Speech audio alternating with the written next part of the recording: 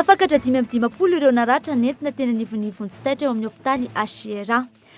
Grenade offensive fabrication russe mitovy tamin'ilay fipoahana teny amin'ny tranony filohan'ny CES ity grenade mahery vaika nipoaka ny asabotsy lasa teo ity. Nesory ny vondrona afrikana ny saziny Madagasikara nandritra ny fivoriana 520 nataon'izy ireo androany, tsy nisy nresaka ny tondrozotra sy ny fodindra valomanana. Amin'ity herinandro ity no tonga eny anivon'ny birao-mpanjakana tsirairay avy ny sarin'ny filoham-pirenena vaovao. Androany efa nisy nanala ny sarin'ny filohan'ny tetezamita. Ary farany, mirefy 20 metatra ny ahavon'ny bateria lehibe indrindra maneran-tany ary 20 metatra ny sakany. Ity no zava-bita tafiditra ao anatin'ny Guinness de Record 420 entina aminao anio. Ny andindin'izay ato anatin'ny fampalam-baovao.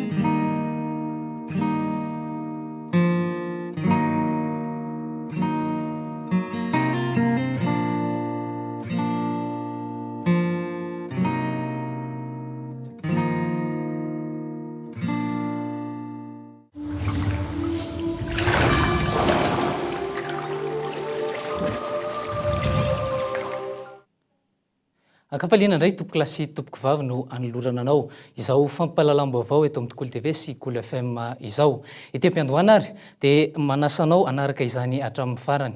Manana vahiny moa ny fampahalalam-baovao eto amin'ny KOLO TV sy KOLO FM amin'izao fotoana izao.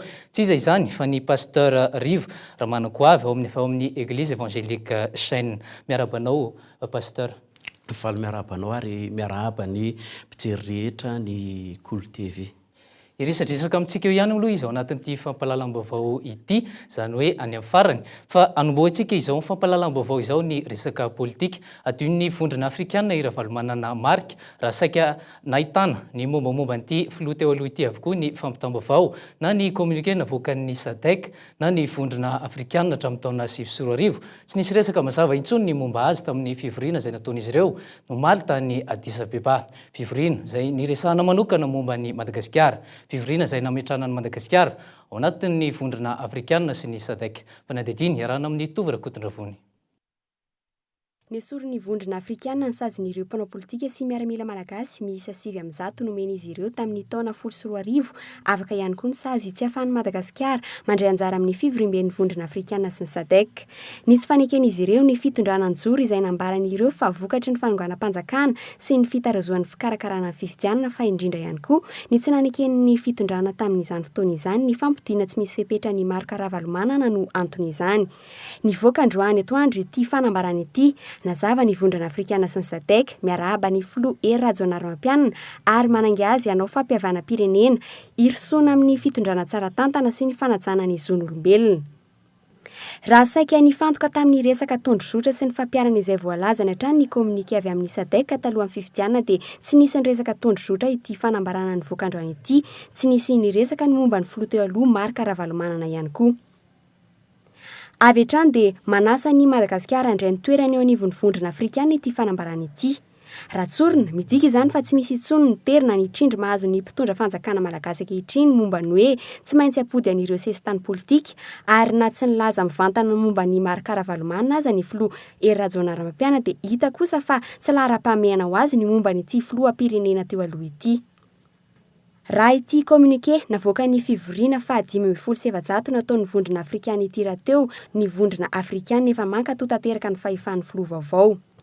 Maro araka izany no manombatomana fa raha ny fandaminana ny firenena sy ny lara-pahamehana maro miandry filoham-pirenena Rajonarimampianina mety tsy mbola ho ato anatin'ny 5 volana na herintaona no ahafahan'ny filoha teo aloha ravalomanana miverina eto Madagasikara. Ao azy ireo manombatomana fa mety voatery anavaon'ny fialokalofan'ny 5 taona indray ity filoha tale jeneraly ny orinasa tiko ity. Efa saika ny fiara-miasa amin'ny fitondram-panjakana vaovao avokoa ankehitriny no imasoan'ireo firenena vahiny sy ny fikambanana iraisam-pirenena maro. fa mbola makasika izay lafin'ny politika izay hatrany hosahirana mafy ny filoha vaovao ery ratsoanary mampianina raha matoky be loatra ny olony serasera ny arany asa taminy nandrafitra ny kabariny tamin'ny teny frantsay ny sabotsy lasa teo. Lohateny lehibe ny gazety La Gazette de la Grande Île androany maraina ary saika nilaza tamin'ny ainao manjery sy ny internet rehetra ihany koa dika mitovy amin'ny kabarin'ny filoha-pirenena amerikanina sy ny filoha-pirenena frantsay teo aloha ny ampahany kabarin'ny filoha malagasy ery ratsoanary mampianina fanadidina. Profo iray ity trangany seho ity fa tokony hitandrana mafy sy handray fepetra sy fantana tsara ny olona manodidina azy dia iny ety ampiandohana ny filoha ery ratsoanary mampianina. Teknisiana sy paitoekarena fa indrindra ny olom-boafidy tahaka azy izay tsy maintsy manana ekipa tsara rafitra amin'ny resaka serasera. Efatra amin'ny taona 9 sy 4 ny voany tahaka izao ny filoha teo aloha Andry Rajoelina tany amin'ny polipitra ny firenena mikambana no porofon'ny mpanao gazety maro teo tantoerana hatrany ivelany fa ala tahaka ny kabary nataony tamin'izany fotoana izany. Ka anatsy ny filoha teo aloha Andry Rajoelina aza no nandrafitra ny kabary fa izy no nanome ny FDB tia no tenenina dia izy ihany no voasipotaka avy eo. Tratran'izany ihany koa ny filohan'ny repoblika ery ratsoanary mampianina tamin'ny sabotsy teo raha ny vaovao miparitaka any amin'ny fampahalalam-baovao samihafa sy ny internet dia ampahany tamin'ny 3 minitra latsaka tao anatin'ny kabary no mitovy tanteraka amin'ny kabarin'ny filoha frantsay teo aloha Nicolas Sarkozy tamin'ny taona 7 sy 4 tamin'ny fotoana nandraisan'ny fahefana. Comme un témoignage de ma sincérité. Comme un témoignage de ma sincérité. Comme un témoignage de ma vérité. De ma vérité. Je voudrais demander à ma famille de m'aider. Je sais ce qu'elle a eu à souffrir, mais je veux qu'elle comprenne que ce n'est pas de moi aujourd'hui qu'il s'agit, mais de la France. Mais aujourd'hui, je vais vous demander à vous, ma famille politique et mes amis, de m'aider une fois encore pour favoriser le grand dessein d'unité nationale qui est le mien. Je veux que vous compreniez que ce n'est pas de nous qu'il s'agit, mais de Madagascar. Je veux demander à mes amis. Je demande donc à mes amis de me laisser libre. De me laisser libre. Libre d'aller vers les autres. Libre d'aller vers les autres. Vers celui qui n'a jamais été mon ami. Libre d'aller vers celui qui n'a jamais été mon ami. Qui n'a jamais appartenu à notre camp. Qui n'a jamais appartenu à notre camp. À notre famille politique. Ou à notre famille politique. Sarotra inona ny hoe fifandrifian-javatra fotsiny izany amin'ny fandroratana ny kabary tahaka ireny ny manome ny FDB sy ny ventikevitra tiany ampitaina no ataon'ny filohan'ny repoblika fa anjarany mpiandraikitra ny seraserany kosa ny mandrafitra azy. Tsy fitoviana tamin'ny kabarin'ny filoha frantsay ihany no tsikaritra tamin'ny lahatenin'ny filohan'ny repoblika Madagasikara tamin'ny teny frantsay iny fa nisy ampahany ihany koa mitovy tamin'ny lahatenin'ny filoha amerikanina Barack Obama tamin'ny taona 7 sy 4. Ny ala tahaka izao izay matetika vokatry ny fitadiavan'ireo tompona andraikitra ny serasera ranondranony amin'ny mpampiasa azy na ihany koa mety fono fingana politika goavana. Iverenantsika ihany ny lafim-baovao politika fa hiditra trangam-piarahamonina kosa indray isika misy fifandraisany amin'ny raharaha politika eto Madagasikara ny fanapohana bomba Tetsianosy ny asabotsy farany teo raha ny nambaran'ny mpitandron'ny filaminana androany. Tambazotra iray ihany koa no nanatanteraka ireo fanapohana nisy hatramin'izay hatramin'ny taondasa izany manao ny ainy tsy ho zavatra izy ireo amin'ny fitadiavana ireo navanona ny loza izay veriny fa mety isy mpitandron'ny filaminana voarory ao ambadika izao fanakorontanana izao fanadidina iarahana amin'ny Niandro Andrenarso. Talohan'ny fanokanana ny filoha vaovao ery ratsoanary mampianina dia efa nisy ny antso voaray teo anivon'ny mpitandron'ny filaminana fa hisy loza hitranga. Tsy nanaovana fanambarana pahibe maso anefa izany. Entitra tamin'ny fanaraha-maso ny mpitandron'ny filaminana saingy ny trangany tsy napozina. Bomba mahery vaika mitovitovy tamin'ireo nampiasaina tany amin'ny tranon'ny filohan'ny CES sy tetsy tsy azo tafo tamin'ny taondasa raha ny vokatry ny fanadihadiana nataon'ny mpitandron'ny filaminana. Mandritry ny fanaovana andriamatoa filoham-pirenena ny fianianana eo Mahamasina. Misy aza ny laza fa hoe raha azo atao dia haimory fa isy raha mandrika ao Mahamasina ao. Ny zavatra hita moa zany teny toerana dia grenade zany, grenade offensive izay fabrication russe izay vita tamin'ny firaisana sovietika teo aloha zany no nisy nitoraka zany. Dia iny zavatra iny no niteraka fipoahana zany dia misy ny éclat dia misy koa ny souffle filazana azy ka natonga andreny ratra ireny. Ary ny zavatra hita zany amin'izao fotoana izao dia mitovitovy marika ny grenade rehetrarehetra navoaka teto Antananarivo na natao amin'ny nanodidina isany dimatoa voalohan'ny Suez zany na ny teny amin'ny total teny bureau tsy azo tafo iny. Tambazotra mpampiororira ihany arak'izany no heverina fa nahavanina ny loza. Mety ho tsy fankasitrahana ny filoha vaovao ihany koa no anton'izany raha nambara ny mpitandro ny filaminana trany. Io moa zany dia ny fahitana azy rehefa tsy tafiditra tao amin'ny stade Mahamasina zareo na nanodidina Mahamasina akaiky dia koa satria zavatra efa saika nataony dia nanao an'io ataontsika hoe coup d'éclat io moa zany lazana azy. Nanao ny coup d'éclat io anamarina zany raha ny fahitana azy aloha fa tsy makasitraka ny zavatra natao tao Mahamasina. Matoa nanao ny zavatra iny misy tsy fankasitrahana zany. Mpitandro ny filaminana telo tonta ny tafika ny miaramila ary ny polisy no misana ny famitorana amin'izao fotoana izao. Raisina tanandroa ihany koa ireo manam-baovao izay entanina mba hiantso ny laratarby 03404 319 86 izay mandray ny antso 420 amin'ny 420 ora isan'andro. Fa mbola makasika ny trangam-piarahamonina ny seho tetsy anosy izay hatrany. Fahatsiarovana tsara no navelan'ny Kevin ho an'ny fianakaviany na dia tamin'ny alahelo lehibe aza no namoizan'ny ainy. Zaza mankatoa ray aman-dreny no azo ilazana ity zazalakely ity. Mbola tsaroan'ny manodidina azy ireo fotoana farany niarahany tamin'ny Kevin fa nadidina iarahana amin'ny Niandro Nandrenasoa. Zaza endry io no aza maritana hanira solofinirina aron Kevin izay namoany ainy nandritry ny asomparana nitrangany asabotsy farany teo amin'ny 7 taonany faralahy amin'ny 4 mianadahy zanaky ny ray aman-dreny niavaka ny fifandraisany tamin'ny ilay nahitany masoandro ny reniny tsy nanahirana ny fitaizana azy noho ny fahendreny. Sanako dia zaza sarika sady endry.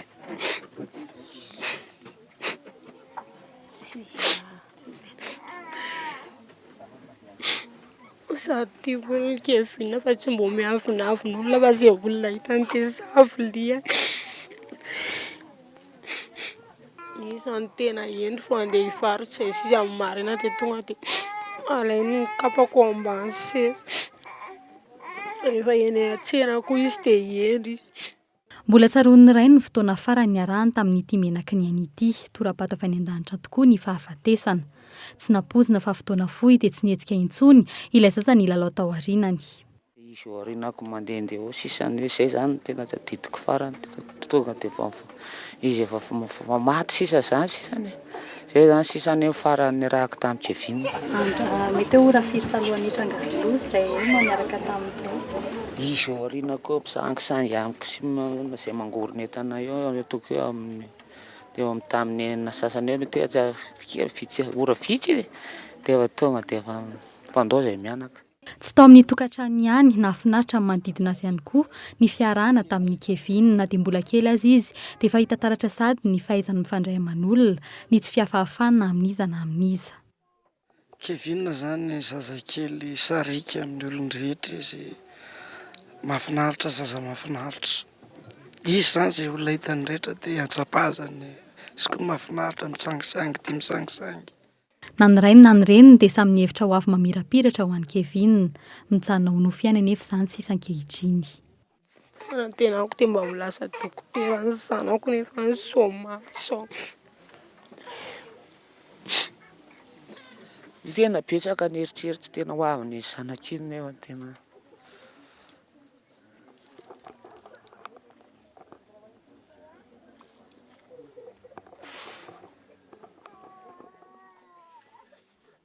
Tsy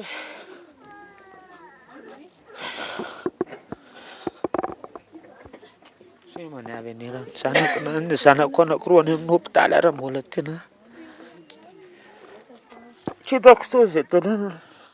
Androany moa natanterahana ny fanaovam-beloma farany an'i Kevin io atoandro io no niala tao an-trano tao andrefanambojanahary ny razana nentina nanomezam-boninahitra n'Andriamanitra tao amin'ny fiangonana Assemblée de Dieu andrefanambojanahary talohany nandevenana azy tany amin'ny fasandrasany teny Alasora. Mbola eny amin'ny hôpitaly AGR kosa ireo prêt-à-pot aminy izay niara-pahavoazana ihany koa ny asabotsy farany teo. Fa mbola makasika izay trangam-piarahamonina teny anosy izay hatrany lasa ambetindresaka eny an-dalana sy eny anivon'ny fiarahamonina ankehitriny ilay fipoahana grenady teo amin'ny arrêt bus 163 anosy ny sabotsy alina teo.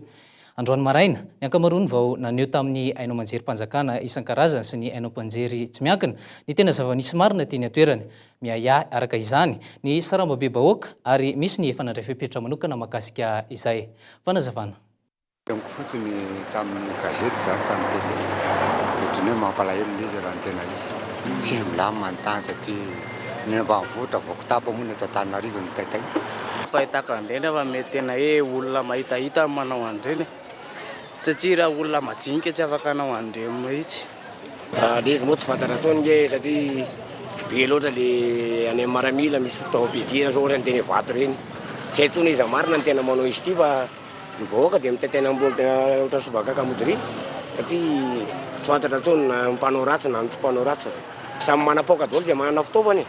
Mailimay any aloha ndreny amin'ny toerana misimisy vahoaka somary mitangorongorona mailimay any tsy dia mandeha amin'ny toerana bebe olona mitangorona zao aloha mandeha malala mazavazava foana. Mona ianao izay fotsiny dia ohatrany hoe gaga be fotsiny zany hoe ahoana ny misy an'izany hoe zavatra tokony milamina le firenena fa tsy tokony misy an'izany zavatra. Za aloha amin'izao ohatra miayay ihany satria tsy misarakasaraka karatra tsony zany zao mety zao izany efa izay zany efa zavatra efa nitranga tena dia inona ny azo atao fa le olona foa mbola tsy fantatra tsy maintsy ho fantatra foana na hoe na moaingana. Le olona tsy mana-tsiny no hiara-fahavoazana tsy satra vokatry le adala politika sy le setrasetra samihafa mandeha alina aloha mifadina fa ny amin'ny atoandro tsy maintsy mantena inona na inona satria manana didy ndraikitra fivelomana karakara fivelomana. Fa mbola mahakasika izay trangam-piarahamonina ny tranga teo anosy izay hatrany. Nandeha ny feo io hariva io fa nisy fipoahana indray teo anosy androany hariva itolakandreo rehefa nanamarina ny vaovao na momba izay resaka izay ny mpanao gazety teo amin'ny KOLO TV sy KOLO FM io hariva io tsy misy akory izay fipoahana izay fa tamboho no nirodana teo amin'ny toerana nisy ny bomba omaly izay. Fa mbola mahakasika izay trangam-piarahamonina izay hatrany fa mahakasika kosa ny mahakasika ny raharaha famoahana tsokosoko bala manodidina ny 5,000 teo ao. Nitondra fanazavana mahakasika ny fizotran'ny fanadihadiana ny komandin'ny gendarmerie androany manoloana ny mpanao gazety. Raha itsika avy hatrany izay andindiny mahakasika izay. Io toerana io dia toerana isan'ny voambina ary saripady. Io kanak telo mpanifona moa fitentsika fa io monko domaine militaire io zany alina sota munition rehetrarehetra ny national zany dia ny bania ny RFI ny corps de protection civile zany misana ny fiarovana an'io fa ao anaty ao nefa misy mpiasa efa raikitra anankidimy raha sy diso rehefa natao ny famitorana zany tsisy mihitsy na infraction ny vakiny le varavarana tsisy hoe navoaka tato atorina le kesika dia mazava ho azy zany fa tsy miala amin'le 5 nitsikombakoma na amoana an'io tao fa ny fitadiany ankety efa mandeha fa hoterina amin'ny tribunal zareo dia mitoy ihany moa zany ny fikaroana andreny bala avery. Trangam-piarahamonina hatrany Jiolay 4 no voasambotry ny polisy farany tamin'ny farany herinandro teo. Vola antapitrisany maro no lasibatra reto mpanafika ireto. Tratram-bondioby teo ampanafihana toeram-pivarotana iray tany Ambanidia ireto Jiolay ireto ka noraisy-potsiny. Fanadidiny iarahana amin'ny Sorakotondrina. Indro niverenan'ireo Jiolay ny toeram-pivarotana serasera mpifandraisana iray tamin'ny farany taona teo dia notafian'ireo Jiolay reto ilay fivarotana teny Ampazapito.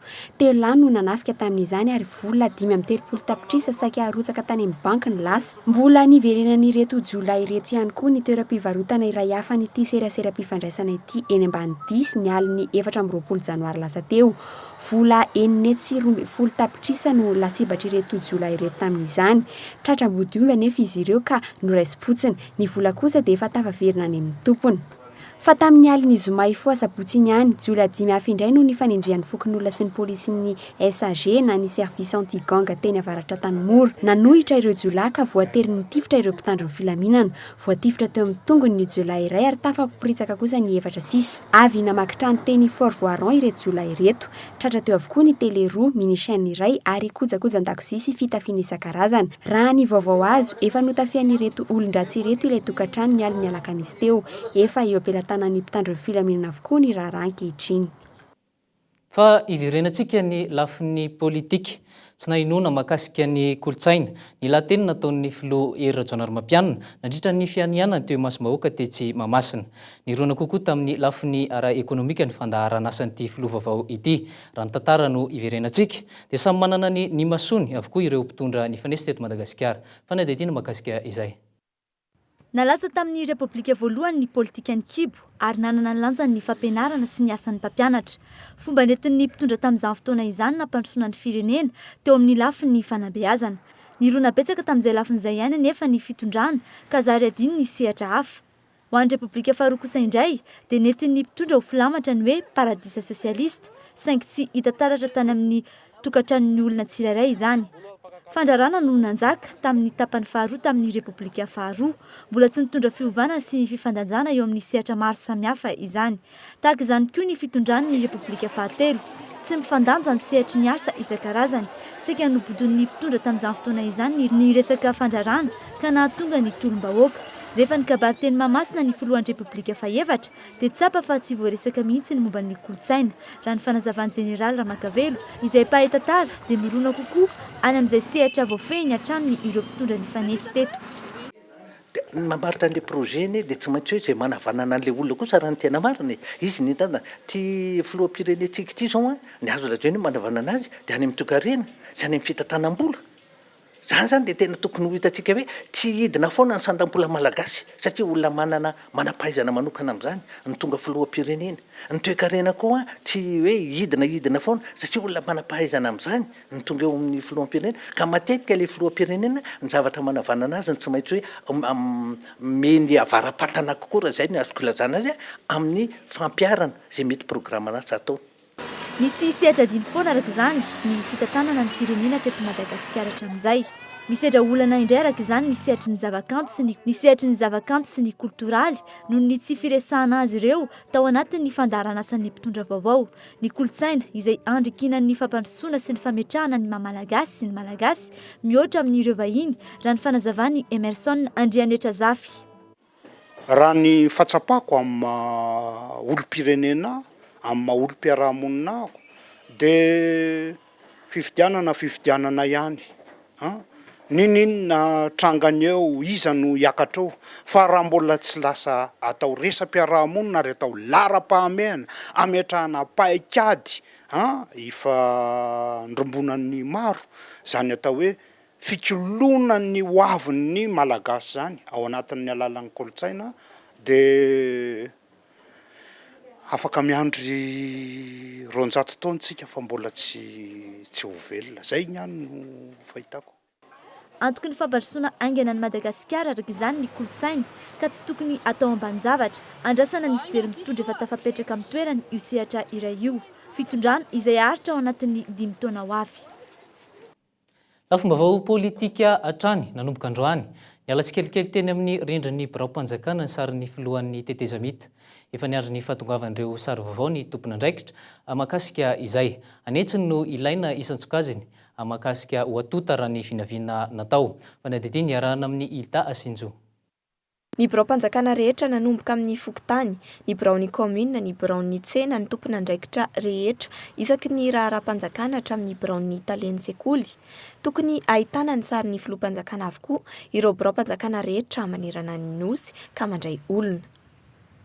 Raha ho Antananarivo manokana fokontany 220 sekoly ambaratonga fototra 410, talesy lehibe ny Sampandrara anjatony ary biraon'ny tsena ampolo no miandry izany sariny filoha-mpanjakana izany. Andran'izay tonga fa tsy fantatra hoe aiza mameanay tokony any amin'ny direction nefa tsisy resaka mihitsy hoe mahazo.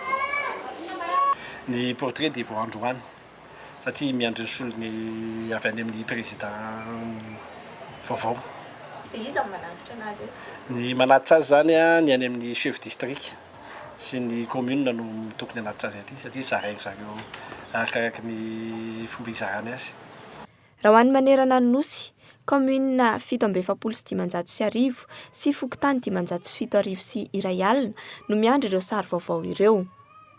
Ny eo anivon'ny lapana Ambotsorohitra no fantatra fa tompon'antoka amin'ny fitsinjarana azy ireny. Raha ho an'ny filohan'ny tetezamita roa andro taorian'ny fianianany no fantatra fa tonga teny amin'ny fokontany tsirairay avy ny sariny. Fa vaovao makasika ny any amin'ny faritany kosa no anohizantsika izao fampalalam-baovao izao na mafy ny fitokonana an'ireo ataony ireo mpiasa manodidina ny 10 ao amin'ny hôpitaly Manarapenitra ao Toamasina ao. Fitokanana izay efa nanomboka ny talata 12 janoary lasa teo. Mbola tsy voarain'ireto mpiasa ireto hatramin'ny izao ny anjara vola miditra amin'ny kitapom-bola ao amin'ny hôpitaly ka tsy hisy intsony noho izany ny service minimum manomboka rapitso ny andindinin'izay ary etin'ny mpanao gazety any an-toerana. Vaovao avy ety Toamasina feno 12 andro katoka androany no nanaovan'ireo mpiasa eo anivon'ny hôpitaly Manarapenitra ny fitokonana. Ratsahivina ny alakamisy 12 janoary lasa teo na nanomboka izany fitokonana izany. Ny tsy mbola nahazoan'ireto mpiasa ireto ny anjara volan'izy ireo amin'ny vola miditra ao anatin'ny kitapolan'ny hôpitaly Manarapenitra no antom-pitokonana an'ireto mpiasa 10 manodina ity hôpitaly ity. Io ilay vola antsoina hoe intéressement. Ao anatin'izay reto amin'ny sy ny hôpitaly Manarapenitra izay tsy mbola nalay na ny ariary amin'ny vola intéressement io ireto mpiasa ireto. Ny amafy izany fitokonana izany manomboka androany alatsinainy 17 janoary. Misy ny fihaonan'ireto mpiasa ireto izany hoe fitangoronana nataon'izy ireto ao anivon'ny hôpitaly Manarapenitra androany alatsinainy 17 janoary. Nanamafy izy ireo fa tsy hijanona mihitsy ny fitokonana raha tsy mivaly ny fangatahany ary manomboka rapitso talata 12 janoary dia tsy hisy intsony ny service minimum eo anivon'ity toeram-pitsaboana ity. Azo ambara araka izany fa hikatona vonjy maika ity hôpitaly ity raha tsy misy ny fandraisana andraikitra ataon'ilay tompona andraikitra voakasika izany. Ny kalisa dia ity Tomasina ho an'ny vaovao ny KOLO FM sy KOLO TV. Fa lafim-baovao sosialy kosa indray ny mpikambana ao amin'ny syndicat d'un fonctionnaire de l'éducation de Madagascar na ny SIFEMA dia miaraba ny vahoaka malagasy ny filoha era-Janarym-Mampianina. Dingana iray ny voan'ny Madagasikara tamin'ny krizy izay fotoana nolalovana izay araka ny voalazan'ireto syndicat ireto. Tokony fanometanana ny mpiarabelona rehetra amin'ny fampandrosoana ny Madagasikara indrindra ny fampianarana ny zanaka malagasy. Anomboana izany moa ny resaka fahatoniana eto amin'ny firenena fanazavana iarahana amin'ny filoha nasionaly ny SIFEMA Andriamatoa Rakotomalala Tera. Manameloka tanteraka ireny herisetra ny tranga tao aorianan'ny investiture teny mamasina ireny satria sady tsy mifanahaka sy tsy mendrika ny sotoavana malagasy no manimba ihany koa ny endriky Madagasikara amin'ny any velany. Faharoa, miantso ny hery fampianarana rehetra hiara ifarimbona sy hifanakalo hevitra mba handiniana miaraka ny hoavin'ny fanabeazana.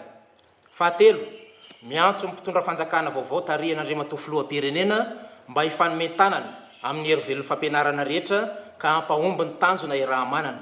Mangataka izahay mba ho teknisianina mahafantatra tsara ny olana misy eo amin'ny tontolon'ny fanabeazana, mba olona manana traikefa sy vonona hiasa ny kitsipo, mba olona misokatra sy afaka miara-miasa amin'ireo syndicat misy eo amin'ny fampianarana no tendrena ministry ny fanabeazam-pirenena ka hantanteraka ireo tetim-panavaozana ankapobeny no soritan'Andriamatoa filohan'ny Repoblika.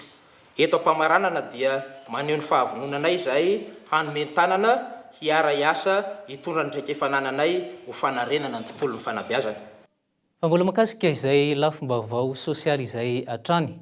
Ny fametrahana ny filohan'ny Repoblika nataony sabotsy lasa teo no fotoana voalohany nitafanin'Andriamatoa era-Janarym-Mampianina tamin'ny vahoaka malagasy.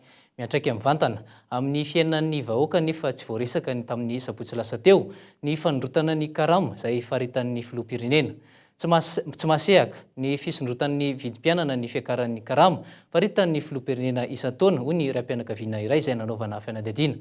Ny asa nandritra ny 5 taona ity raim-pianakaviana ity azavady. Fianadadiana iarahana amin'ny mpanao gazety Ilta Sinjo. Raim-pianakaviana mamelona zanaka 3 natafity izany hatramin'ny ambaratonga ambony ity lehilahy eny amin'ny 70 taona ity. Brevet teknika nentiny niditra tamin'ny sehatry ny asa 13 taona lasa izay. Manazava ny fivoaran'ny karamany tao anatin'izay taona maro izay izy. Tamin'ny 4 février 1975 dia 9000 tamin'izany, 9000 SMIC. Dia rehefa avy eo amin'izay dia semi privé moa izay izany. Dia io semi privé io izany dia lasa misy natao barème hoe 3000 tous les 3 ans fisondrotana zany. Dia amin'izao fotoana izao zany ny anahy eo amin'ny lasa ariary moa zao 145 936. Tsy nahafahana nana tsara ny farim-piainana ny karama-raisina raha ny fanazavany. Tsy ampiara matetika ny betsaka amin'ny satria ny ankizy koa mianatra ny ankizy mianatra ny ohatran'izany ny ankizy mianatra ny freny collage ny freny amin'ny ankizy ohatran'izany tamin'izany zany tsy mafidy. Araka ny fanazavany hatrany, ny sonitra miaraka amin'ny marikarama, hitaka ny farany volana ihany koa ny hetra harotsaka amin'ny fanjakana. Tsy maintsy nanao vadinasa arak'izany ity raim-pianakaviana ity vao tody tamin'izao toerana misy azy izao. Ny vadiny rahateo nanampy azy hatrany tamin'ny fitadiavana ka nahatsanganana trano ialofan'ny taranaka ankehitriny. Ao anatin'ny fankalazana ny fa 20 taona ny la voix de l'archange amin'ity taona ity. Hetsika enanivon'ny fiangonana sy ivitoerana ara-kolotsaina no entin'izy ireo manamarika an'izay fankalazana izay. Ny paroisse internationale tetsy Andohalo moa no nandray an'ity antoko-pihira ara-pilazantsara ity omaly. Fanadidiny iarahana amin'ny narindra-drindra manana. Ny kolotsaina malagasy no anjaka amin'ny faha 12 ny volana aprily etsy amin'ny ivitoerana kolotsaina malagasy Antsavola miaraka amin'ny antoko-pihira la voix de l'archange. Toy ny fankalazana ny faha 20 taona ny antoko-pihira raha nanomboka tamin'ny faha 20 desambra 2024 teny anivon'ny fiangonana. Mampiavaka anay hatramin'izay aloha voalohany indrindra dia ny fiarahana amin'Andriamanitra. Ny tanjonay zany dia mitaona fanahy eo amin'ny Kristy amin'ny alalan'ny fanomezam-pahasoavana izay nomenanay dia amin'ny hira zany amin'ny fiderana an'Andriamanitra. Tao ao amin'ny ivotoerana kolotsaina malagasy ao Antsavola amin'ny sabotsy 12 avril raha sitrapon'Andriamanitra. Amin'ny fotoana io dia tena satria kolotsaina malagasy no avoaka dia ny akamaroany hira tao ao tsy hisy hira miteny vahiny fa hira miteny malagasy ary ireo hira tena hoe kolotsaina hira malagasy bagasy zany ny akamaroany eo amin'izay fotoana izay. Fizarana ny fideranan'Andriamanitra amin'ny alalan'ny hira ara-bilazantsara no tena mampiavaka ny antoko-pihira hatrizay. Ny zaraony etsika omaly tetsy amin'ny paroisse internationale tetsy Andohalo. Antsapanahy izay nentin'ireo mpikambana mahery ny 70 eo anivon'ny antoko-pihira la voix de l'archange.